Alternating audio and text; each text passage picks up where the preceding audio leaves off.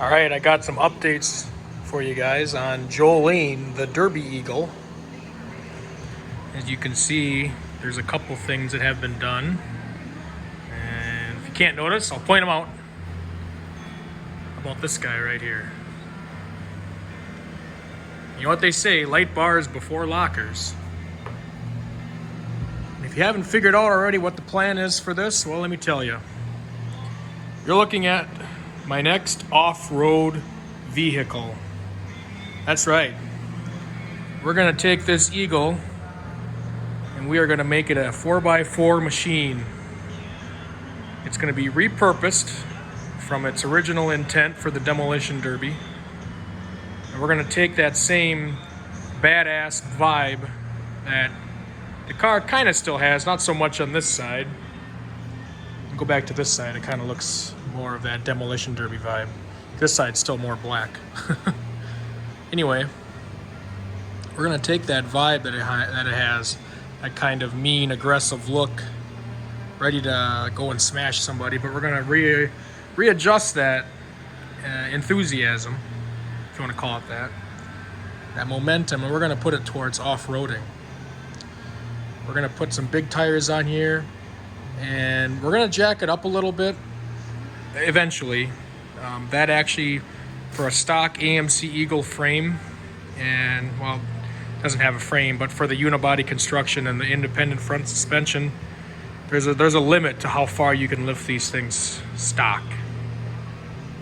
So with that said, that's going to require some finagling, for lack of a better word, some thought to how exactly it's going to be done.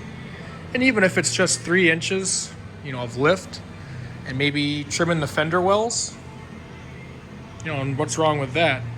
I don't think anything's wrong with that. But anyway, I wanted to share this information with you, the plans with the Eagle here, the Derby Eagle, Jolene, the Derby Eagle. I got a few more things to tell you too, so I'm getting there. Besides the light bars, I said bars, light bars. Yeah, so I got that one on the top of the roof there. And I'm also going to put one on the front of the bumper here. Got my little switch panel made up here inside the dash. I'm still not sure if I'm going to put the dash in. I probably am. I have a dash from another car, from another AMC, and I'm probably going to put a dash in here, even though it kind of moves away from the derby stripped out vibe. I think a dash with some, it'd be easier to mount gauges to, and I might paint the dash black, so it kind of doesn't really, that way it kind of blends in with the rest of the car, flat black. So you can tell I also put in a jerry can for the time being as a fuel cell. And I did a couple other things as well. The car was getting overloaded with fuel, and these engines stock, the return was in the fuel filter, so the carburetor can't handle excess gas, excess pressure. It just pushes right past the floats. So they had it with a fuel filter that had a return on it, and you have to have the return at 12 o'clock. So therefore, when this thing fills up with gas, the excess just gets pushed right back and out, and it's going right back to the tank. So this car was actually overloading. It was just stupid rich. Like a couple times, I was taking it for, well, that's another thing I haven't told you yet. Yeah, I almost ruined the surprise. I did ruin the surprise. This car moves. Surprise for you. It runs and it drives. That was the biggest surprise, and I didn't start off with it. Oh well. Well, now you know. This car drives. We put some transmission fluid in it, and it frickin' started moving. Can you believe it? It does not have a bad transmission. Not at all. In fact, what we found the issue to be, if you look right down here, you can see them, if I can, my finger, right there, those are transmission lines, and that's actually a hose, a rubber hose for a loop. They were looped together by the previous owner, the Derby person, and he did not have his clamps tight. Yeah, they weren't tight. Therefore, it was leaking all of its transmission fluid, and these transmissions don't like to be even a quart low or even a pint low of transmission fluid. They like their fluid. That's actually one of the things these cars are notorious for, is their transmission pan gasket and leaking fluid, and then you ain't going nowhere. You're just revving the engine up and you ain't going nowhere because you lost a lot of transmission fluid. So that was the issue. That's how this thing escaped the Derby. It lost transmission fluid, just enough where it couldn't move. And it saved it. That's what saved this car. So anyway, we put some transmission fluid in it. I tightened up the clamps. Actually, they weren't flared at all. I don't think that was helping either. I put a single flare on the tube, and then I put 3 clamps instead of the single. And she don't leak no more. And she runs, she moves, and shifts. Has all 3 gears. 1, 2, and 3. Yeah, crazy, huh?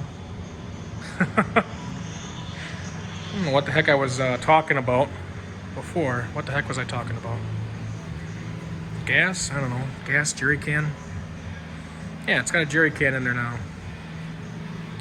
Yeah, I was talking about I was out in the woods. I actually took this out as a test run. As soon as we got that thing filled up with transmission fluid, you got to take it for a test drive.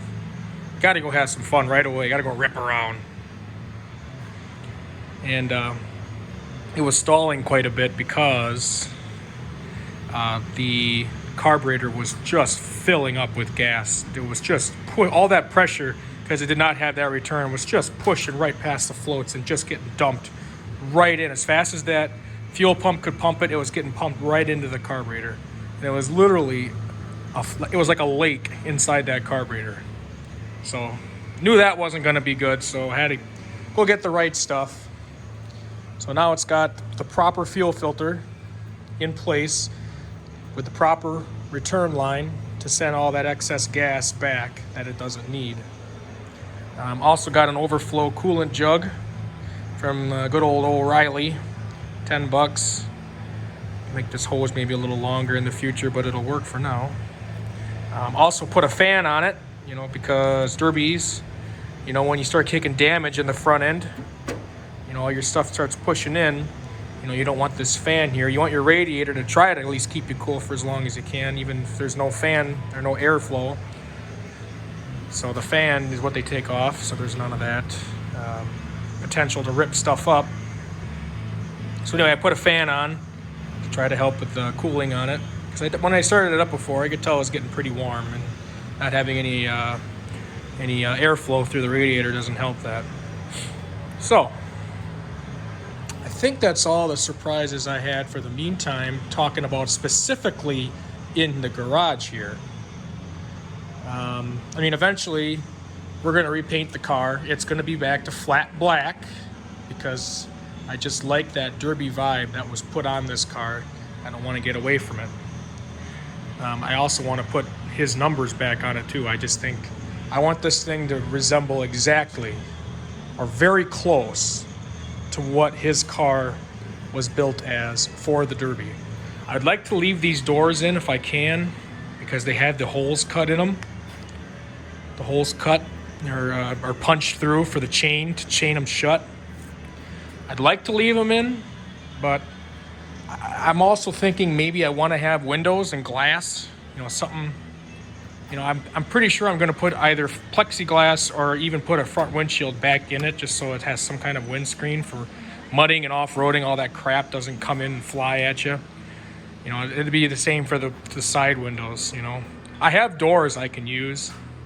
I'm debating whether or not I want to use them because, after all, these are the doors that were with the car. They got holes punched in them. They got that character now, per se. How far do I want to go away from the Derby vibe that I'm trying to keep in the car is the real question. So I got some things to think about. I also want to get the car street legal so that I can drive to, wherever I want to go. I don't have to trailer it. In my state of Wisconsin, I have a thing called a hobbyist plate. And this hobbyist plate allows you to modify your vehicle to a certain point. The cops kind of look the other way at certain things. So they kind of let you get away with things as long as you admit the car is modified. So they give you a special plate. It's green and yellow, and it says hobbyist. So the cops kind of leave you alone. So usually every car I see with hobbyist plates, they are something else. They are special. They are modded, they are loud, they are rat rods. They are something. And another thing I did, since I'm still inside the garage here talking about the Jolene, the Derby Eagle, I'm a big guy. I kind of like ease of access. Dukes of Hazzarding this thing, trying to get in and out. It's fun and cool, and also, once again, keeps the Derby vibe. But I elected to try to open the door. So I cut the tape here, and I cut the tape here, and now the door, in fact, opens. I know, lost some of the Derby vibe with that. Right now, it's only the driver door. And like I'm still figuring out, I don't know how far I'm going to go away from the Derby vibe. But I figured for me, getting in and out of the car all the time, especially as of lately, I want this door to open, at least for now. It doesn't mean all of the doors are going to open in the future. At least the driver door, for now. Also, eventually, to make this thing street legal, we got some trailer lights. These are not going to stay on the car. I'm going to get some better ones. I'm going to do a much, much better job. I actually have some pretty cool ideas laid out for the back of this to keep that Derby vibe. I'm not going to be putting in no AMC Eagle original style taillights. We're not losing the Derby vibe in that sense, but I am going to make this street legal, and therefore I need taillights. So I got some ideas. They make little I think they're 2-inch trailer lights or running lights or clearance lights. I think they'd look pretty goddamn cool in those holes. And it still keeps that Derby vibe. It still looks like it has all of its holes, like where the normal AMC Eagle bulbs would have poked through. But instead of the bulbs poking through, there are those trailer LED circles.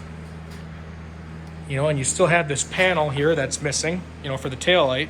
It's going to keep that trailer, or excuse me, it's going to keep that Derby vibe that I'm going for in the end.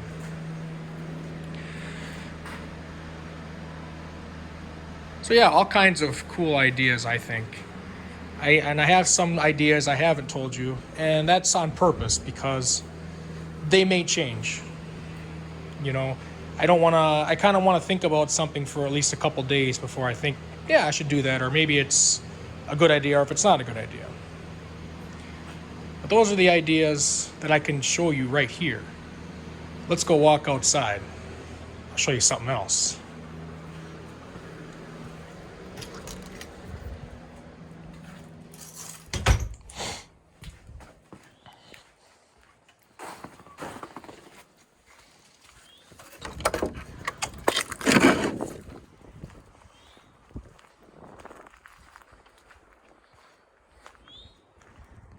Check this out. This is what you call a 1995 Jeep Cherokee with a 4-liter and a 5-speed. She's a little rusty. She's actually quite used and abused. Actually, I thought this floor pan was a lot rustier. The driver's side has a lot of holes in it, but this is actually quite a built rig. And I happened to score it for the awesome price of about $575. Yeah, I know. Some people may ask, how come I can't find those deals? Well, that's what I was asking. When I saw this, it's like, holy crap, those don't come by very often. Aftermarket bumpers, I'm going to say 33 or 35-inch tires. Lockers, ARB lockers, Has a slip yoke eliminator kit or a hack and tap. Not sure which one. I mean, this thing was built. Someone put a lot of time and effort in this. They fixed the rocker moldings on the passenger side, but not the driver's side. But anyway, the immediate plan for this car, I thought, well, crap, that's such a good deal. And if I want to turn Jolene, the Derby Eagle, into a street legal and mudding machine, I saw this and I'm like, well, there's some tires for it.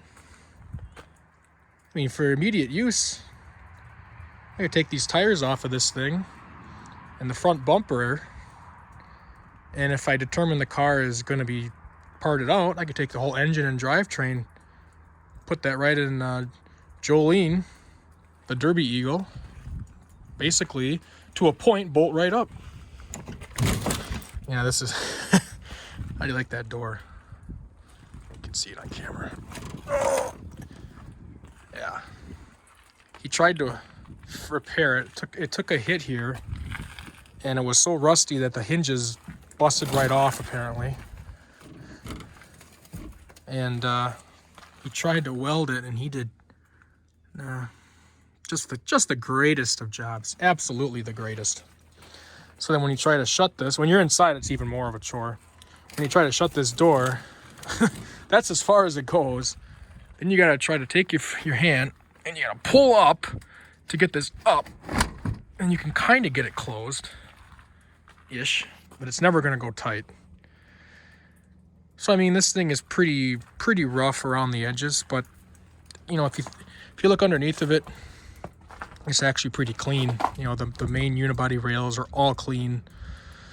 Just the normal rust spots on these Cherokees, and that's the rockers and the floorboards. And specifically the driver board. I thought the passenger was actually really rusty, but it's not. I just lifted that floor mat up. I was actually surprised to see no rust over there, or I should say holes, not rust holes. But this is normal right here. The Cherokees, they rot out right here and right above the frame rail right here. It's nothing new. How do you like this fancy wiring? That's pretty thick gauge wire to be running through a rust hole.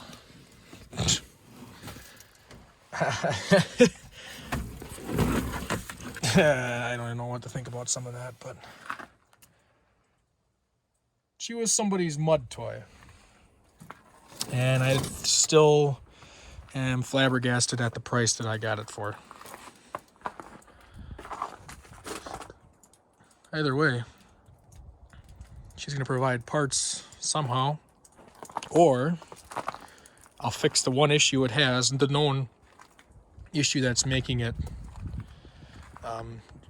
not extremely functional, and that is he broke the output shaft of the front drive shaft, so that it just doesn't have four-wheel drive. Thing starts right up, it runs, it drives and moves. Just has rear-wheel drive only. It doesn't sound the greatest. I think it actually has some uneven compression, possibly some bad piston rings, but it still runs and drives. It's a two-door 5-speed. How cool is that? I don't know, I'm a Cherokee guy. Two-door Cherokees are just, they're just cool, and they are not very easy to locate. Except I located this one in its poor condition, but oh well. We'll figure out exactly what I want to do with it. I think this bumper is coming on Joe Legal. No matter what I got to do to try to get that on there, I'm going to see if that will mount up, or if we can make it mount up. And these tires, I think they're 33s, maybe 35s, not sure. They'll add the extra fun factor to Joe Legal. Alright guys, thanks for tuning in. See you on the next one.